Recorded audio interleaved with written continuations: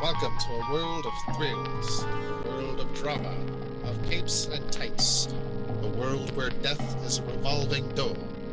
Welcome to the Geek Matrix.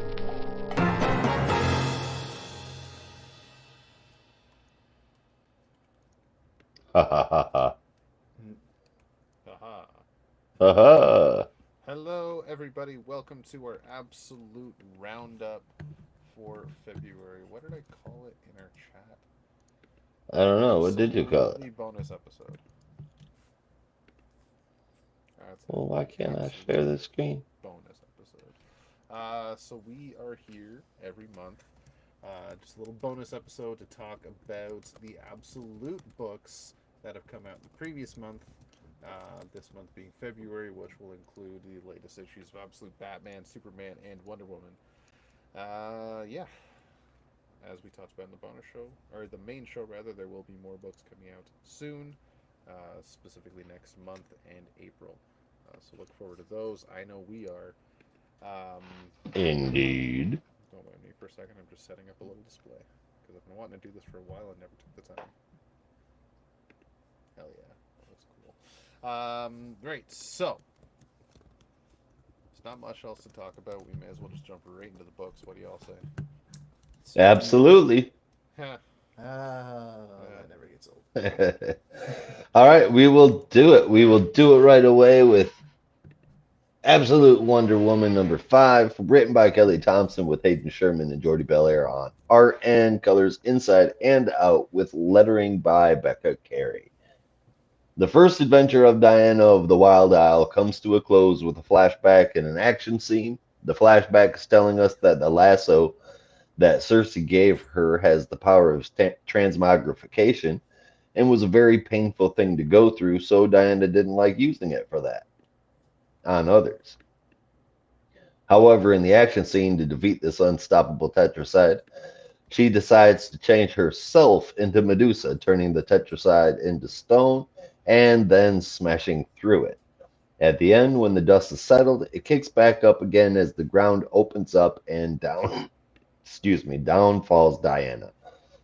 Art, colors, story, characters. I fucking love this. I love this book. I love this issue. I can't put it down. It's a very, very simple 8.5 out of 10. This has been a really cool way to get to know this character. Yeah, this is an easy 8.75 out of 10 for me. Stellar art as always, but kind of goes without saying.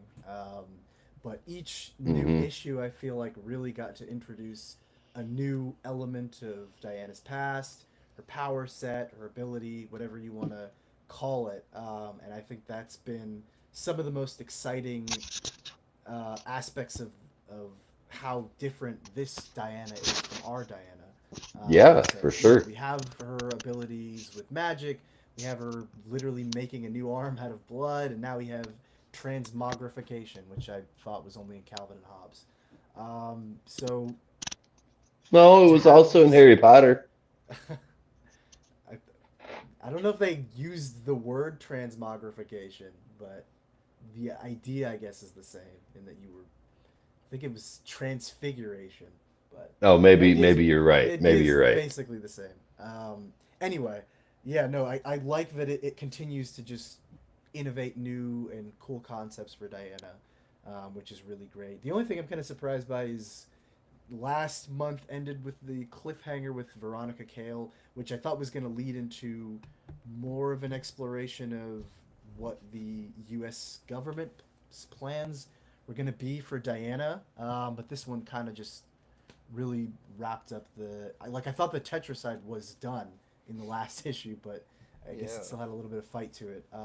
So I'm wondering if that's gonna like just be a setup for a future arc, or I don't know. It felt like that was gonna lead into what the next issue is gonna be. But yeah, no, like easily my favorite arc of the Absolute books right now. Just really stellar, and truly feels like a reinvention of Wonder Woman.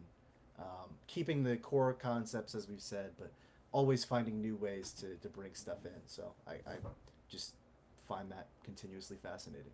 So, like I said, 8.75, great stuff all around. Great stuff all around. Very much. I keep getting tricked out by the cover and thinking this is issue number 6, and then I have to look closer and realize it's number 5. Yeah, that five is a little wonky. Yeah, it feels like this story's been going on a lot longer than it actually has, and I mean that in a good way. Like it's there's been so much content, a good content in a short amount of time. It's not overly complicated. It's to the point. It explains things very well. Um, the flashbacks have great purpose, nothing but purpose really. Um, it's an interesting little flip on the head for Wonder Woman's history and mythos and origins, really, and I love it. And this whole thing with the lasso being about transmogrification, she can turn into freaking Medusa. That's insane. I love this thing. And Hmm. I'm very, very excited to see what the hell's happening at the end of next issue because what Etta said at the end of this issue was basically what I was saying in my mind. What the fuck? What the fuck? Um, What the yes, fuck? so this is going to get a 9 out of 10. Well, right on. You want to carry us on over into the next one, Rob? Oh, did you already do your? Oh, I must have missed your review. Or I don't remember your review. I don't I know. gave the summary. Oh, Just not paying attention. shit. No, I thought Brandon. For some reason in my mind, I thought Brandon did this one. Sorry. That's all right. So No, um. Brandon went after well, I as you did. know, we sound very much alike, Josh. Oh God, yeah. Yeah, We're yeah, like that's very brothers. true. Yeah. That's very true. We Two look damn near California boys similar from too. Michigan. You have the same It's true. accent. It's shocking, honestly. It's like we It's could be scary. brothers, We could be brothers. or we could be brothers. It's that close. It's like DeVito and Schwarzenegger in Twins. Yeah, kind of, in a way. Who's DeVito and who's Schwarzenegger in this analogy? Obviously, I'm DeVito. I'm honestly fine with being either one. Honestly, both of them I have their strengths, I guess. can't fucking. Oh God, I mean, Danny DeVito has done so much great shit, but now and for the forever, I think Danny DeVito. I think. You mean to tell me there's been a toilet in here the whole time? Ask yourself, do you want to be the Terminator or do you want to be Frank Reynolds? I Because I think I'm can't gonna be decide. Frank. I can't decide. I don't know. There's a better question. Would you want to be Mr. Freeze or the Penguin? I don't Oh, know. Either one, honestly. Right? Would you want to be a badass action movie star or would you want to be a man I want to be Frank. cheetah? I want to be the trash man. Frank was a man cheetah. I want to be All the trash. I Just throw want to be the trash. trash man. I just want to throw trash Throw trash all at over the people, then ring. start eating the trash. over the All ring. over the ring. That's the greatest fucking episode. Stop. Think about it. Stop. If you're Stop. Frank Stop. Stop. Reynolds, you were literally like the man of 1,000 faces. Yeah. You were the trash man. You were Ongo Gablogian. You're fucking Doctor Ango Mantis. Gablogia. Doctor Mantis Toboggan. You could be Oh anyone. God, You can Mantis be is anyone. I can't wait for that show to come back. Duh.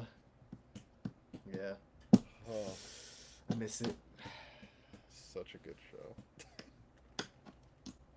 I heard it wasn't coming back. Well, I thought they were No doing season way. 17. I'm just kidding. Gotta be.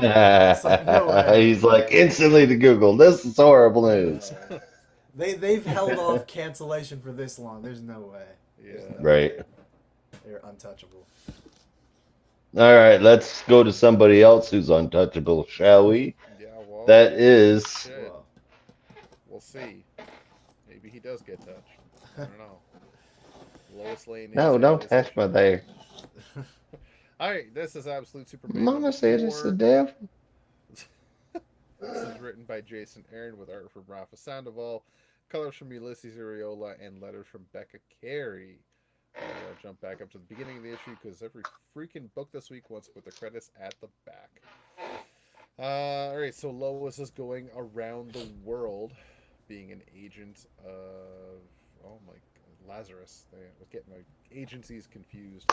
An agent of Lazarus, um, interviewing all sorts of people that have come into contact with this mysterious Superman, in her hopes of actually finding him and bringing him to what she believes is justice. However, everybody she comes across the planet says the same thing. I don't know what you're talking about. Everybody knows Lazarus and everybody knows what they're about, so they don't want to talk shit all. However, at the same time, the more people she meets, the more she starts to see a few more battered and bruised people, to which she starts to investigate that and finds it was actually one of her own peacemakers, who works at the Lazarus, who works for the Lazarus group.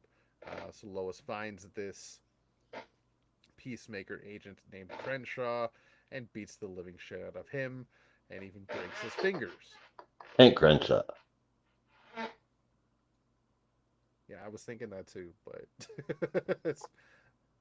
it's not the same last name. It was close. It made me think of it, but no. Yeah, his fingers are broken, so he ain't gonna beat anybody else anytime soon. Um,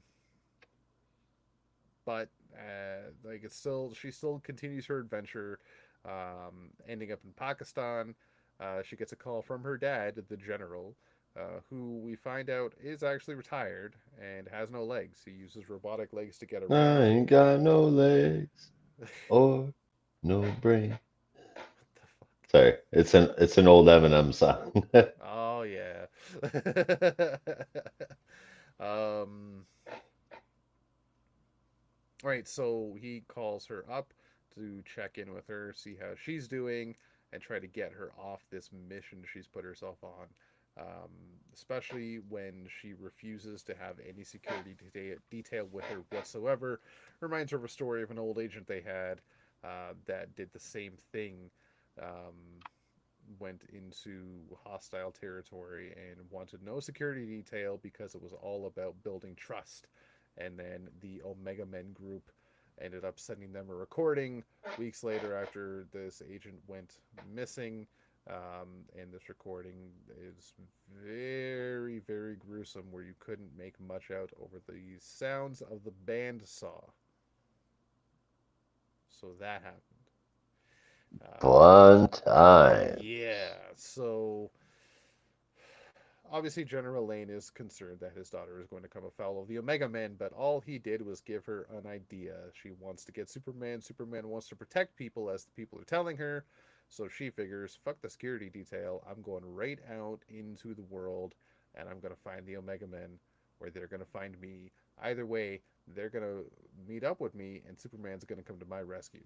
Well, that begins to happen, but not before one Peacemaker agent, is giving his own little testimony to the Brainiac AI, um, undergoing what is essentially a psych evaluation. How he let his weapon fire in a crowd, and he's just going through some crazy PTSD, but the Brainiac AI just continues to say over and over that his weapon misfired. He will be issued a new weapon and placed back on duty, despite the fact that this agent, Agent Um, Smith, if you will, Christopher Smith, if that name sounds familiar, as it should, um, is being placed back on active duty despite really not being all there and ready to go back into active duty. Um, Lois is found, meanwhile, by the Omega Men, but specifically one Omega Man, and that Omega Man is Jimmy Olsen. Surprise, surprise, going by Agent surprise, Alpha, surprise. going by the name Agent Alpha with a really cool fucking mask with an alpha symbol on it. They have a little skirmish. Um, Meanwhile, but the whole time Jimmy's trying to get through to Lois and convince her that she's on the wrong side, and the Omega Men are actually out to help people, um, and help Superman at the same time. But then Omega Prime Really cool, badass person with a sniper rifle. Gets in the way, starts shooting at Lois's feet, tells Jimmy that he's taken too long. You had your chance. I will take it from here. Um, so Lois is under heavy fire. The Brainiac automated response system alerts the peacemakers that an agent needs assistance, so they all head out. And on that team is also one Christopher Smith. So they head out into the world, going straight through some civilians. Um, Lois is trying her best to fight off against Omega Prime. Jimmy Olsen gets in the way a little bit more, saying that he just needs a bit more time to try and convince Lois. But that is when Superman arrives with a giant red whoosh of cloud, which apparently is his cape. I think we still need a bit more explanation on how that works, but it's still really fucking cool. Um, he takes down Omega Prime, despite the fact that she's very happy to see him and tries to get him to work with her. Uh, he turns to Lois, tells her to stop looking for him, and this is when all the Peacemaker agents show up, pointing their rifles right at him. He freezes them solid with his freeze breath, and then flies away. Lois lost her chance to get in with the Superman, and then yells at the Peacemaker agent, specifically at Agent Smith, who again is not doing so well. Um, Agent Omega Prime slaps Jimmy Olsen upside the face for fucking up. Um, doesn't think maybe he's really cut out for it, but he's convinced that he is, and that Lois is too. That she just needs to be convinced even further that she's got this little voice in her head that tells her that she is on the wrong side. Afterwards, the Peacemaker agents were freed from the ice, but the ones that were recently freed still have to calm down Agent Smith, who was in just a rageful tizzy, and after calming down, reveals that he slaughtered the innocent people that were all around them, potentially with his new firearm that is not faulty. Not that they were ever faulty. The only faulty one is Christopher Smith. Right, so there's a lot of shit going on in this book and in this issue. A lot of players coming out of the field. You got the Omega Men, you got the Peacemakers, you got Lazarus agents, you got the Superman. There's all sorts of shit going on. It feels like a wartime espionage story in a way, but there's a like lot more science fiction stuff involved. It's really hard to pinpoint what the theme is going on here. Point is, I know I like it. It's a little interesting take on Superman. Um, I just wish this issue had more Superman. Right, we only got like a couple of panels of him, let alone pages, um, and it feels like it's more about the characters around him than it is about him. Which feels weird because we did have a whole issue of him in his past. It's Isn't that really what Superman is, though? The people I around him. I mean, yes, but he's also a person with his own thoughts, feelings, and history. I want to know about him. I'm interested in what's going on with Lois, but at this point, I'm probably more interested in how his connections with them are going to be formed, because we've had 4 issues of them chasing him. It doesn't seem to be going anywhere fast, but we'll see how it goes. Like I feel like Batman and Wonder Woman are progressing a little faster. The art's quite good. Um, I just hope they don't add too many extra players. We got Christopher Smith, we got Lois, Jimmy, and Superman. Let's keep it there. Omega Prime too, but we'll see. We'll see if she's got any bigger importance apart from trying to convince Jimmy otherwise. Still an interesting issue. Still quite enjoyed it. I am going to give it an 8 out of 10. Nice. Yeah, no, I hear you. Especially after last month's issue, which pretty much focused entirely on the L family on Krypton.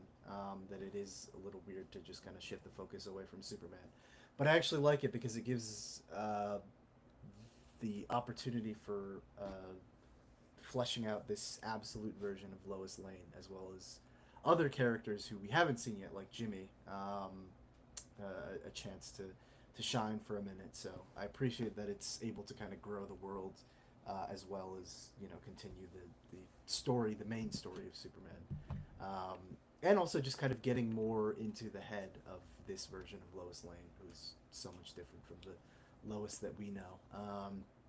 But yeah, no, I mean, I still very much want to know what happened to the rest of the L family following the end of issue 3. That still very much felt like a cliffhanger. We don't really know what happened to them. Is it possible that, you know, Laura could be the Omega Prime? I noticed that the suit looked kind of similar to the Kryptonian suit that she was wearing in the last issue. Maybe there's a connection there. Who knows? Um, but yeah, I at the very least I'm hopeful that they'll be able to answer some of those questions in next month's issue. So we'll see. So 8 out of 10 for me. Right on. Didn't even think about that. Yeah, just looking at the suit again, I was like, it looks kind of familiar.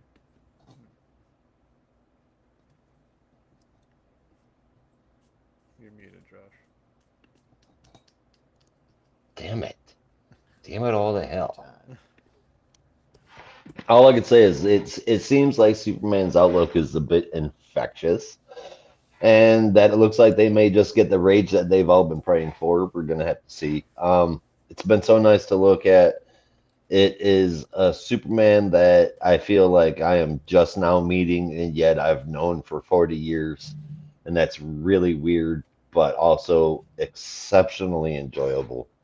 Um, this is a book that I would read even if I wasn't doing the podcast. It would be like on my LCS better pull this for me list.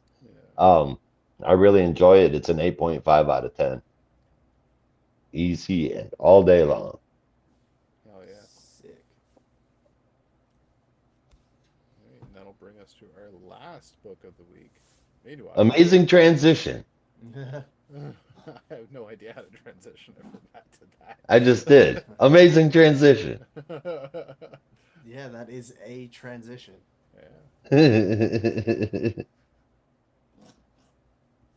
Last book for this week. then Absolute Batman #5, written by Mr. Scott Snyder with art from Nick Dragotta, colors by Frank Martin, and letters by Clayton Cowles. Batman arrives to confirm Black Mask's money transfer, taunting the party crashers the whole way over. But when Black Mask asks what he spent it on, an enormous bat symbol appears in the sky. Batman reveals that he used all of the money to make the shape of the symbol on Gotham's memorial light, and states plainly that the only thing he needs is Batman. Because love is all you need is lame, Batman is all you need. He manages to take out most of the yeah. party crashers before being snagged by a net, at which Black Mask snaps one of Batman's arms, and Batman reveals that even though he's kind of down right now, he's been recording the events the whole time and has sent the information to news outlets throughout Gotham. Black Mask, however, is entirely unfazed, as he's aware that the people of Gotham don't really care about the truth. They just want money. So he gets knocked off the roof with his bat axe, and just narrowly flees and escapes capture from the GCPD. Alfred helps patch him up while he's underground, but states that whatever relationship they'd had at this point is entirely ended, and criticizes his foolish behavior. And just after this, a live stream interrupts one of the broadcasts in Gotham, and Black Mask offers basically just a bunch of money to people to go crazy, and to live as their heart desires, and go kind of wild and go crazy. And just as Mayor Gordon and Martha Wayne are exiting the GCPD, or actually, I'm sorry, not the GCPD, wherever they are, that building, and find offers of their own out on the street, they see some party crashers awaiting them, getting ready to attack. So, another ending for the first arc this week, or this month, I should say, with the zoo coming to a close. Pretty solid ending, I would say.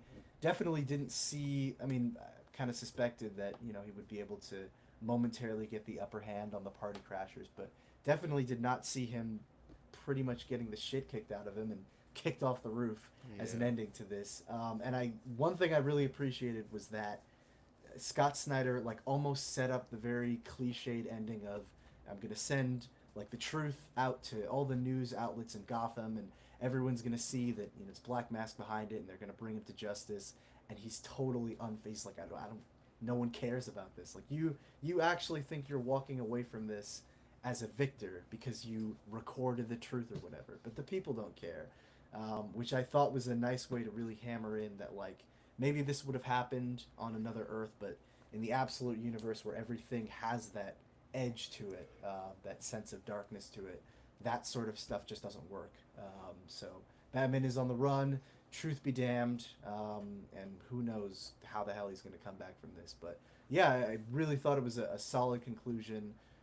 Sets up Gotham for some crazy pandemonium coming next, and puts Bruce in quite the tough spot. So, also going to give this one an 8.5 out of 10. Yeah, this is a crazy run so far. Um, Not going to be my favorite moment of the week. I have a different one, but honorable mention in this issue was just seeing Bruce use his prehensile cape talons or whatever he's calling them to fight against the what's that gang called? The Party The Crashers. Party Crashers. Yeah, just very violent, gory, vicious. Even when he spiked that guy missing the hand, holy shit! I cringed when I read that. Holy crap, that was good. That was really good stuff. But no, this issue specifically was it was violent, it was gory, it was bloody, in for many people. Uh, just, I don't know what you could look for in a Batman book that you're getting in this one, but you're gonna fucking get it, Yeah. right? It's up there. But that's the issue. It's basically one big fight, right? There was a little bit of plot development, but it was basically the fight on the rooftop, and then Alfred says, "Fuck you." So, I'm still all for it. Issue 5. I feel like we've gotten a lot of story with this, and I'm pleasantly happy about it. So this one is getting an 8.75. Nice.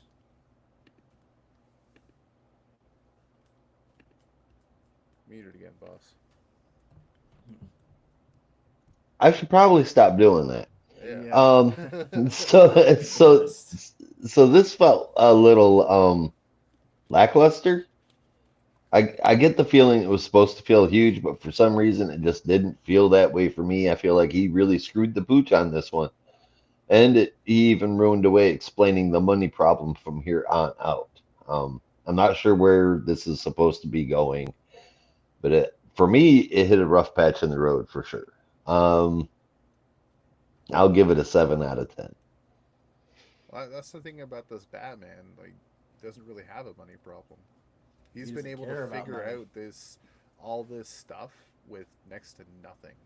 Like, what was it in the last issue? He built something and he like detailed how much each thing cost. Oh yeah, it was like the bat Like the RC RC cars. car with Yeah. the bottle jack, and he's like, I did this for like under a 20 grand or bucks. something like that. Yeah. Like, okay, Yeah. like Okay, it's but he didn't come up with like a monster truck sized building that transforms into a car that can also swim for under $1,000. no, no. That's the thing. That is one thing I'm racking my brain around and trying to figure out how the fuck that I happened. He thought he said didn't he something. didn't invent a prehensile cape and claws for under $1,000. I don't know. He could have. He didn't really Yeah. I thought he said go into the something about receipts like. for that one. Yeah, I thought he said something about like repurposing a lot of stuff from like junkyards or Yeah. that kind of Or thing. something. But the monster Something. truck is like the only thing I could possibly wrap my head around is the fact that he works on a construction site, so he got a dump truck from there. But in the back of my mind, I'm also thinking, but the That's more than construction a site dump might truck. not That's an earth notice a mover. dump truck going missing. Yeah, no, it's a pretty fucking big one. Yeah, it's a fucking earth mover. Then Yeah, that's like 4 to 5 dump trucks. yeah. But anyway, all right, my favorite moment, or actually, I guess my top three in favorite moment and favorite cover, guys. For some reason, I thought I was in the middle of giving that. Wow. All right, my top three in favorite moment: Absolute Batman number 5. Number 2 is going to be Absolute Superman number 4, and number 1 is going to be Absolute Wonder Woman number 5. Now, my favorite moment has got to be at the end of the fight where they say, "Now what?" And Diana says, "Now for the fun part," and then blows a hole right through the stone's tetracide. I thought that was pretty fun and exactly what I would have said and done. And then as far as my favorite cover goes, that's gonna be Superman for sure. What did you guys think this week? uh, Um, Go ahead. okay. Well, for me, Superman at number three, Batman at number two, and Wonder Woman at number one. My favorite moment will be from Wonder Woman, where she turns into Medusa. It just kind of blew me away. My favorite cover is going to be Absolute Batman, though. All three covers this month had a similar design where it was the premier hero basically front and center, but the Batman cover just has a little bit extra with Black Mask and Alfred in the background and the cityscape behind Hmm. them. Can you jump over to the Wonder Woman cover for a second, just so I can see if I have it in my mind the right way? Yeah, it's the same idea where it's the premier hero front and center, but the Batman one just has a little bit extra. The Wonder Woman is a close second though because the way it's laid out. It's really Now, cool. you want to know something funny about this Absolute Batman cover? Yeah. I looked at it and I forgot how Alfred looks in this book, and I looked at myself. I'm like, fucking Ra's al Ghul? Yeah. It opened it up. Oh yeah, that's right. Yeah. Yeah. Also, I don't know if I noticed it before or if it's just for this cover, but the boots are bat shaped as well on Oh, for Batman. crying out loud. Yeah. They certainly are. I had not noticed that before. That's pretty cool. Yeah. That's pretty cool indeed. All right. What's yours, Brandon? Yeah, my top three, I think, also might be the same as Rob's. I had Absolute Superman at three, Batman at two, and Wonder Woman at one, with my favorite cover this week also being the Absolute Batman. And I think to your point about it featuring the absolute versions of the characters very prominently on the covers, it almost feels like it's coming full circle because the first issue covers did the same thing where it's like Yeah, they just did. singular shot of each Yeah. hero, not much in the background. But what I like about maybe less so with the Absolute Superman cover for this week, but what I like about these ones is that they're all a lot more dynamic than those. Like those look like profile shots. Yeah. These full body profile shots, mind you, but these ones are all featuring them very prominently in action, where it's like they're getting ready to do something or they're in the middle of doing something, and so it kind of like sees them really progressing just as the story is progressing, which I think is pretty cool. But my favorite moment, as corny as it was, as classic Scott Snyder as it was, had to go to. Honestly, there's two moments. The first one being the bat symbol made entirely of money, but I think that's the runner-up to I don't need money or I don't need any handouts. All I need is Batman, which is like that is such a ridiculous thing to say, and I'm not even Yeah. really sure what that means entirely. I feel like there's a few meanings to that, but I saw that and I laughed. I was like, yeah, this is a Scott Snyder book, and I kind of love it. Wait a second. Wait a second. Isn't there a part in that fucking book where when he lights it on fire, they make a joke about it being a shitty bat symbol? Uh, well, Black Mask. This is almost a meta moment, but the symbol goes up in the sky, and Black Mask is looking at it, and he says something like, "Yeesh, that's an ugly bat," or something like that. There you go. Yeah, I thought that. Okay, that's That's my favorite moment Yeah. because that shit was pretty funny. Hardcore. Yeah. It's still a Well, fun one to everybody, watch. I guess that is it. That's the absolute show with absolutely all of the absolute books at the absolute end of the month. And that is it. Absolutely. Thank you for watching. We will be back next week covering all of DC's weekly releases, same geek time, same geek channel, and the absolutes at the end of every month. And that is the show we're getting out of here. So you'll have to as well. Be careful out there. And remember, in the Geek Matrix, everybody has a home. In the Geek Matrix, you are not alone. Peace.